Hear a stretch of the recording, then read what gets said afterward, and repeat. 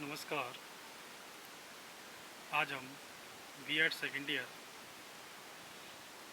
8th paper knowledge and curriculum के अंतर्गत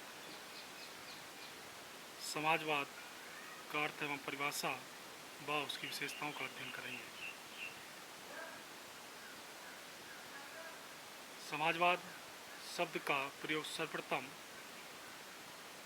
Robert Owen के विचारों का प्रचार करने के लिए 1827 ईस्वी में स्थापित पत्रिका ऑनाइट कोऑपरेटिव में व्यक्तिवादी और उदारवादी विचारों के विरुद्ध भावों को प्रदर्शित करने के लिए किया गया था। 1835 में रॉबर्ट ओवेन ने स्वयं समाजवाद शब्द का प्रयोग किया। समाजवाद अंग्रेजी भाषा के सोशलिज्म शब्द का हिंदी पर्यायवाची है। इस शब्द की उत्पत्ति सोशियस शब्द से हुई है, जिसका अर्थ है समाज। अतः समाजवाद का संबंध समाज और उसमें हुए परिवर्तन से है।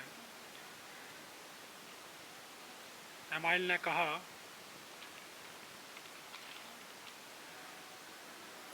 समाजवाद का अर्थ है श्रमिकों की एक ऐसी व्यवस्था जो पूंजीवादी संपत्ति को सामाजिक संपत्ति में परिवर्तित करने के लिए उद्देश्य से राज्य सत्ता को प्राप्त करेगी।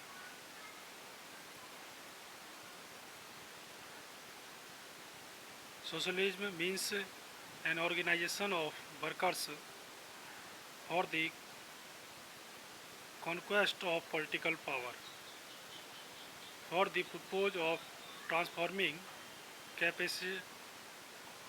capitalist property into social property। वहीं मॉरिस डॉग ने भी कहा, The fundamental character of socialism consists in its abolition of class relations, which form the basis of capitalist product through the progression of the property class and the socialization of land and capital। अर्थात समाजवाद की मूल विशेषता यह है कि इसमें संपत्ति वाले वर्ग की संपत्ति का अधिग्रहण कर एवं भूमि और पूंजी का समाजीकरण करके उन वर्ग संबंधों को समाप्त कर दिया जाता है जो पूंजीवादी उत्पादन का आधार है। सेलर्स ने भी कहा, socialism is a democratic movement who propose is the securing of an economic organization of society which will give the maximum possible at the time of justice and liberty। समाजवाद एक ऐसी प्रजातांत्रिक विचारधारा है जिसका उद्देश्य समाज में एक ऐसी आर्थिक व्यवस्था लाना है जो किसी भी समय व्यक्ति को अधिकतम संभव न्याय और स्वाधीनता प्रदान कर सके। अब जानते हैं समाजवाद की विशेषताएं। सबसे पहला है संपत्ति के साधनों पर सामूहिक स्वामित्व, collective ownership of the means of production. Morrison के अनुसार समाज के महत्वपूर्ण आवश्यक तत्व ये हैं कि सब बड़े उद्योगों और भूमि पर सार्वजनिक अथवा सामूहिक स्वामित्व होना चाहिए और निजी लाभों के स्थान पर उसका संचालन राष्ट्रीय आर्थिक नियोजन के अनुरूप सामान्य हित के लिए किया जाना चाहिए। समाजवाद के अंतर्गत उत्पत्ति के साधनों पर सामूहिक स्वामित्व होता है, व्यक्ति विशेष का नहीं। आर्थिक नियोजन, इकोनॉमिक प्लानिंग। प्रोफेसर पीगू के अनुसार केंद्रीय नियोजन के बिना समाजवादी अर्थव्यवस्था की कल्पना संभव नहीं है। समाजवाद में नियोजन की आवश्यकता इसलिए होती है क्योंकि वहाँ मूल्य यंत्र का अभाव होता है।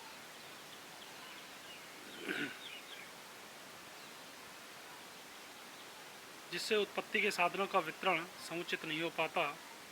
इसी कारण नियोजन अपनाया जाता है। समाजवादी अर्थव्यवस्था पूर्ण रूप से नियोजित होती है। नियोजन में केंद्रीय नियोजन अधिकारों का नियोजन करता है कि किस वस्तु का कहाँ और कितनी मात्रा में उत्पादन किया जाए। प्रतियोगिता की समाप्ति, एवोल्यूशन ऑफ कंपटीशन। समाजवाद में प्रतियोगिता का स्थल सहयोग ले लेता है और प्रतियोगिता समाप्त हो जाती है। प्रतियोगिता बड़े व्यापारियों द्वारा छोटे व्यापारियों, मजदूरों का शोषण कराती है। देश की संपत्ति चंद पूंजीपतियों के पास एकत्रित हो जाती है। प्रतियोगिता में वस्तुओं का उत्पादन सामाजिक लाभ के लिए नहीं किया जाता, व्यक्तिगत लाभ के लिए किया जाता है, क्योंकि सत्ता अनुचित है। आर्थिक समानता, इकोनॉमिक इक्वलिटी।